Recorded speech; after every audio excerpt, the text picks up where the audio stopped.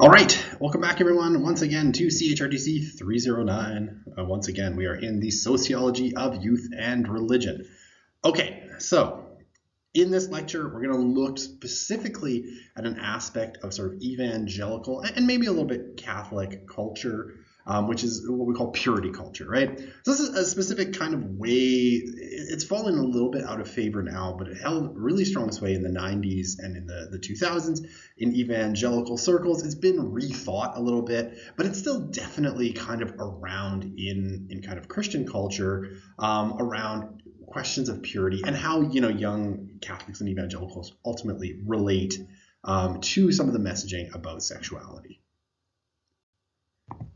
Okay, so last time we were talking about, the Catholic colleges, and we talked a little bit about the general college culture and lots of different colleges and how it relates to sex. We talked about hookup culture. The one exception that Freitas found was evangelical Christian colleges, of which, in the U.S. there's lots. She says they're a very different kind of culture. And here, just some comparatives, right? At your non-religious private, public, and Catholic colleges, students generally said, or about 3/4 of students said they were sexually active. Number got bigger as they went from their first year to their fourth year. And basically by that fourth year, only like less than a quarter, a little bit more than a fifth said they had never been sexually active. At evangelical schools, about 1/3 of students report being sexually active. And that number seems to be lower than the number of evangelicals as a whole. Mark Regnerus, who I talked about last time, basically said that if you look at evangelicals and compare them to the general population, there's not a whole lot of difference. Now, why might we see a difference at evangelical schools? Well, either they're lying, which is possible, or potentially those who choose to go to evangelical colleges are the evangelical Protestants that are fairly committed to their faith.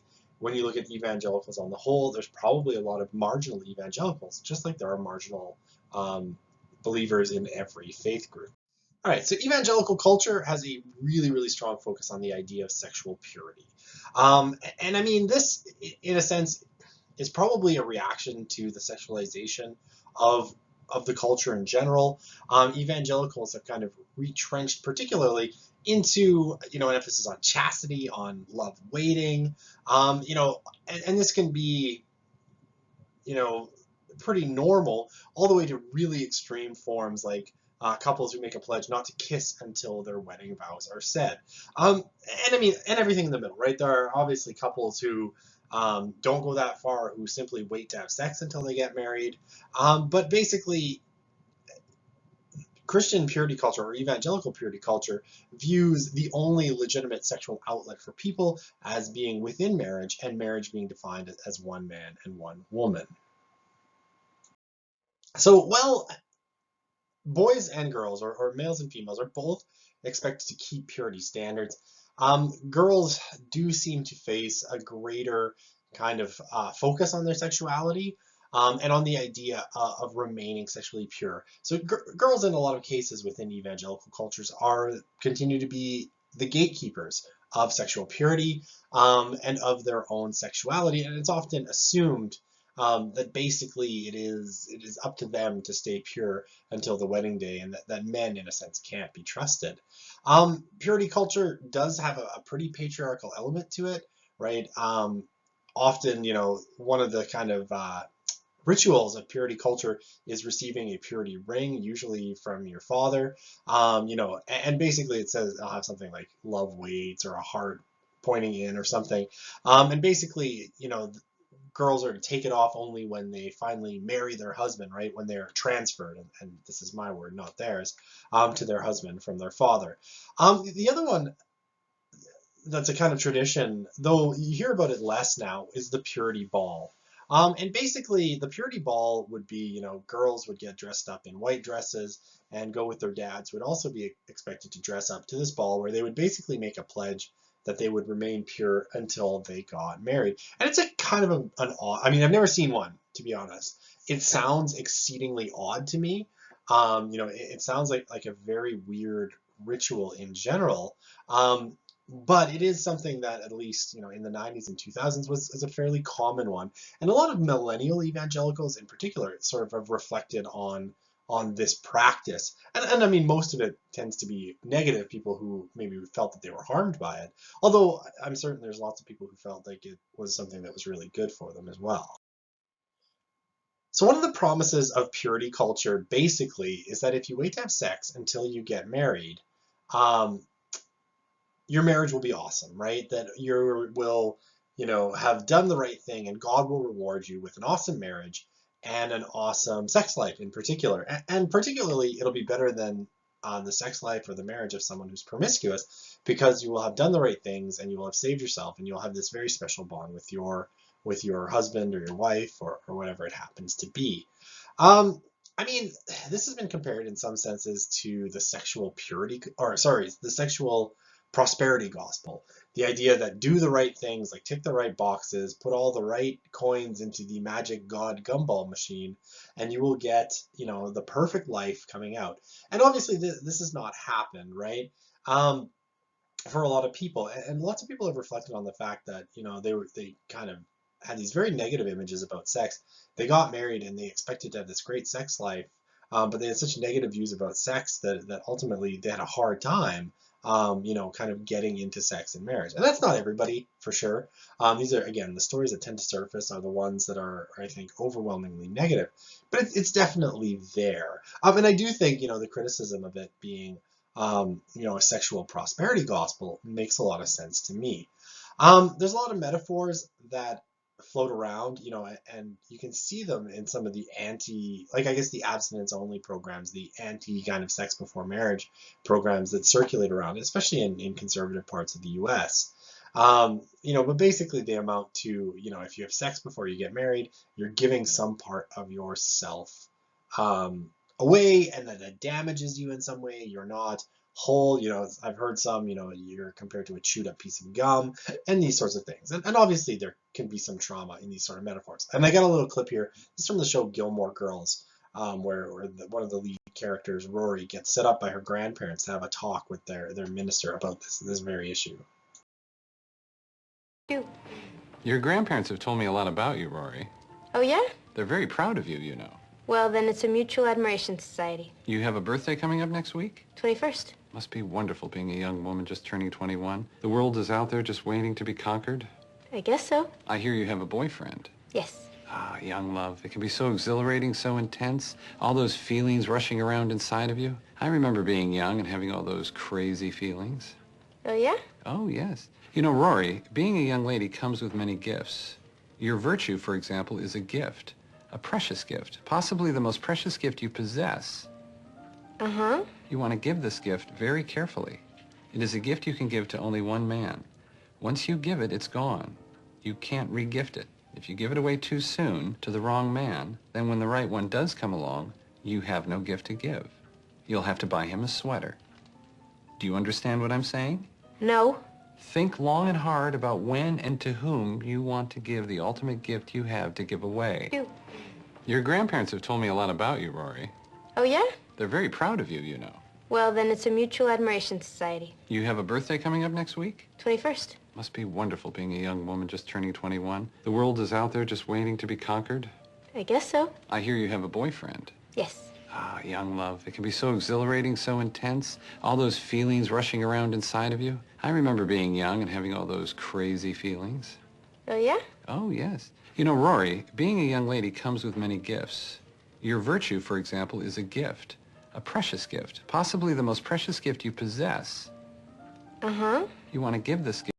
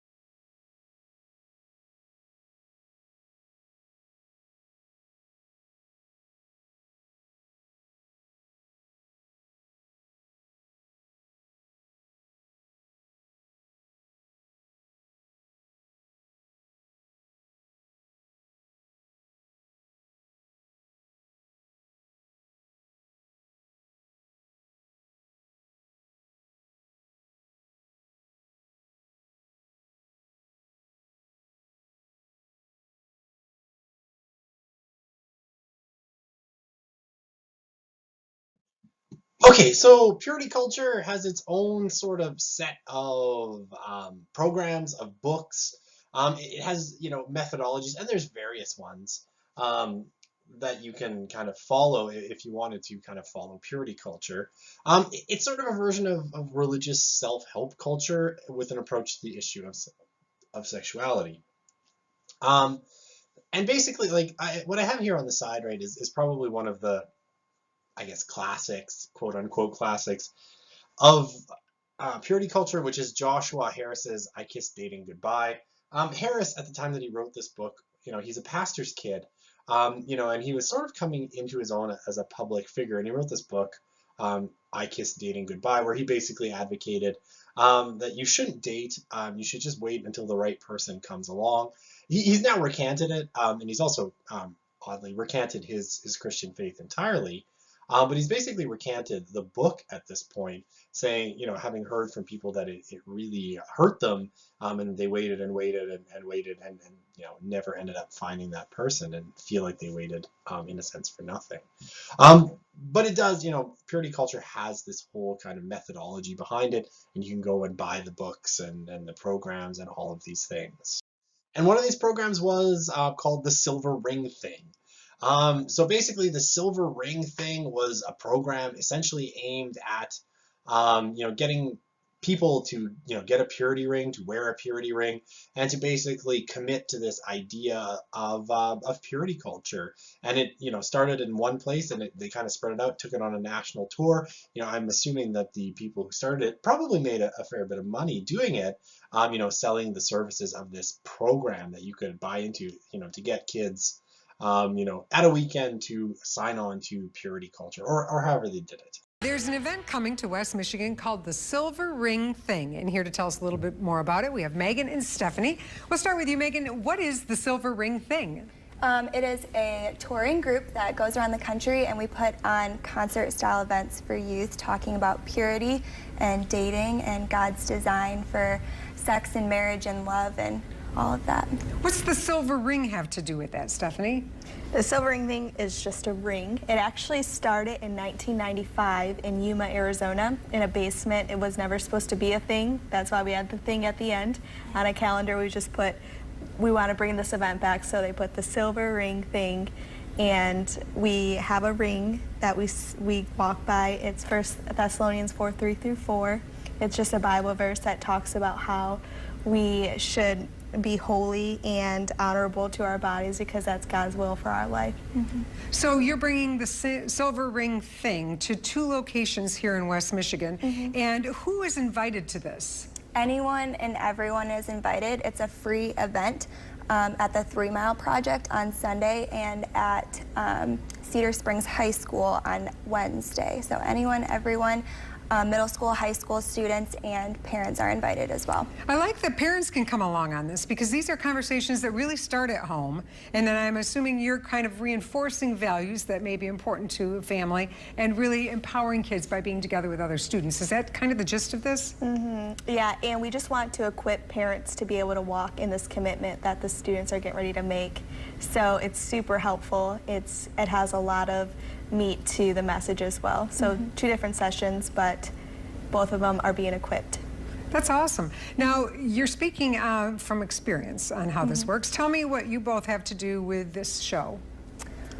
So Stephanie and I both toured with the team. Stephanie toured for the last 3 years, and then I just toured last year with the team, and we both got to share our starting over stories. So we got to share with students our stories of redemption and second chances and starting over from some of the choices that we had made in our lives. That's a powerful story when you can put a real face to this. When you say toured, what did that involve?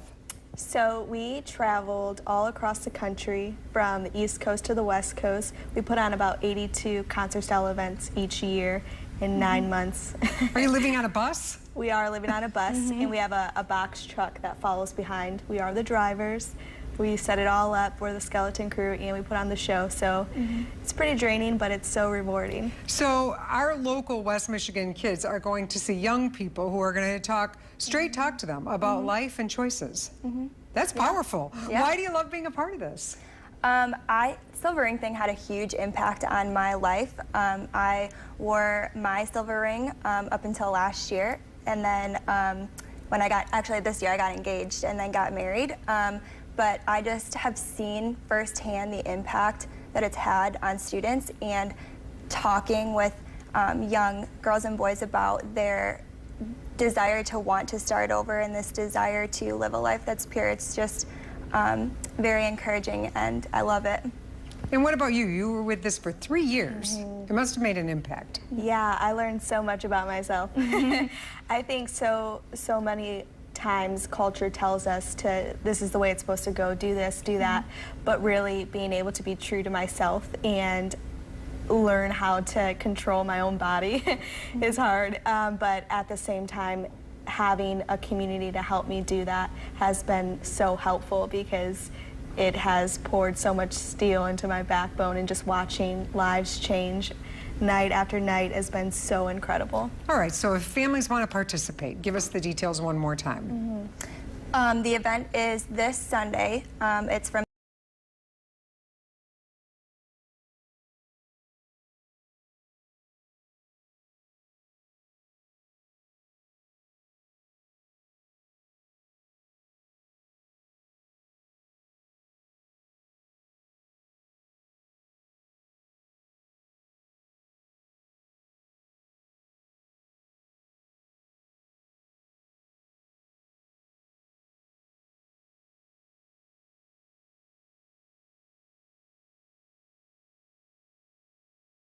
So one of the things that Freitas talks about is the fact that at the end of the day, evangelical culture ultimately puts a really high premium on early marriage, right?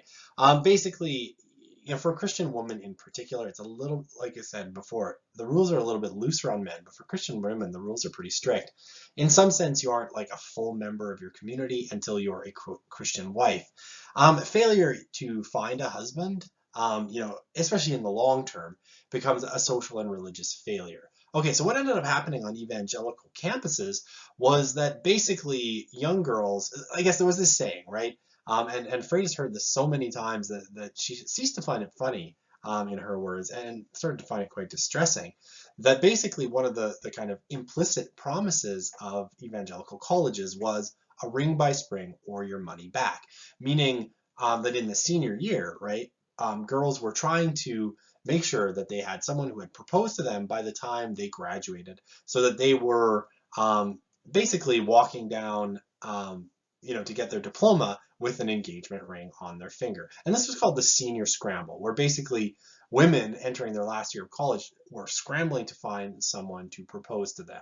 Okay, now obviously this is not necessarily ideal, right? Choice of a marriage partner is extremely difficult and complicated. Compatibility issues, are hard to match at the best of times. We know how high, the divorce rate is. And so, young women scrambling to find someone who will marry them is obviously something that's potentially troubling and potentially leads to bad life choices, right? For young evangelicals getting married right out of college, there is the potential to struggle because of lack of maturity. In a book called Cheap Sex, Mark Regnerus, who I talked about last time, out of UT Austin, talks about what kind of sociological research suggests as the ideal age for getting married. And he pins that somewhere around between 23 and 28. Basically, before 23, you're too immature, basically, to make good life decisions, and therefore probably shouldn't be getting married. After 28, it gets harder because you're already established in a sort of life routine. So between those periods, that's kind of the ideal age, meaning people coming out of college are a little bit on the young side, right? 21, 22, it's a little bit on the young side to be getting married at the end of the day. Not terribly, but still that rush, that scramble, that desperate need to find someone, I think leads people into a vulnerable position, and a position where maybe they're making bad choices in a sense. But again, one of the problems is, with purity culture and with kind of abstinence only programs, is they made a lot more sense in a world where people were getting married. A woman, if you go back even to the 1950s, 60s, and 70s, average age of first marriage was somewhere between 19 and 23. today, the average age of first marriage for a woman is somewhere between 26 and 28. For men, it used to be about, basically between 22 and 26. And today, the average age of first marriage is between 29 and 31, which means that the idea of waiting, to have sex until you get married, for a lot of people now is an extremely long wait. You've already been, kind of through puberty and into adulthood for a significant period. And a lot of people are just not willing to wait that long. It's just a bridge too far for most of them. One of the other things that Freitas noted was that there's a fair bit of kind of expected female passivity on evangelical college campuses, where basically women were expected to wait till some nice boy came and asked them out. They wanted a boyfriend and a fiance, right? Because they're in the senior scramble. But they weren't allowed to go seeking one because that would be too aggressive, and it's outside of the slightly patriarchal norms and traditionalist norms that dominated evangelical colleges. Young men, right, on these campuses were understandably somewhat hesitant in some cases to ask out girls. Why? Well, basically because, if you know that every girl that you might ask out is potentially looking for you to be a potential husband, and you're just not ready to deal with that idea, right? Men who are 21, 22 might not be ready for the idea of getting married and settling down with one person. And so, basically asking someone out immediately kind of marked you off as a potential spouse. And that's a lot of commitment and pressure for someone at 21 and 22. And so a lot of people were just not ready for that at the end of the day. And so men were hesitant to ask girls out on date, and, women were looking for it, but, not able to find it in a lot of cases because men were just too hesitant.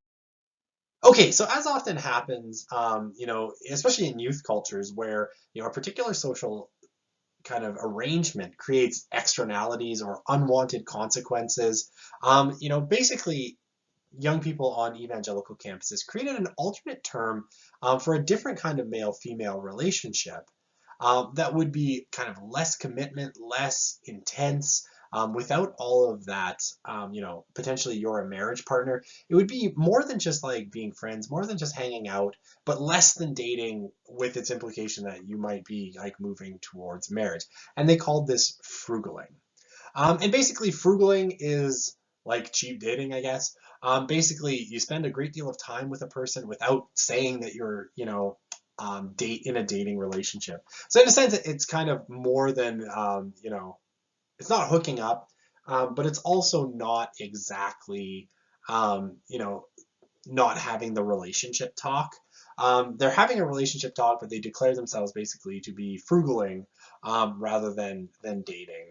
And what does it look like? Basically mostly in public, right? Always in view of people, but on a lot of these campuses, and they're small campuses with kind of, tree-lined kind of areas, and basically people would go for long walks around the campus, kind of move from the more populated parts to the less populated parts, just talking. Go for coffee in public places, maybe go out to dinner, although dinner was crossing a line. But on this, we're supposed to have no public displays of affection. If you're frugaling, you're not kissing, you're not really holding hands. Side hugs. This is an evangelical thing. Side hugs might be acceptable, but basically you weren't, doing the big PDAs. And this was important because once you crossed into PDAs, then you were dating, or people were asking if you were dating. Okay, so I talked a little bit about this last time. At all four of our college types, evangelical, Catholic, non-religious public, and non-religious private, students basically said that their idea of romance mostly involved talking and getting to know someone, right? It wasn't about having sex or making out furiously in the corner. Romance was, as Donna Freitas says, very chaste.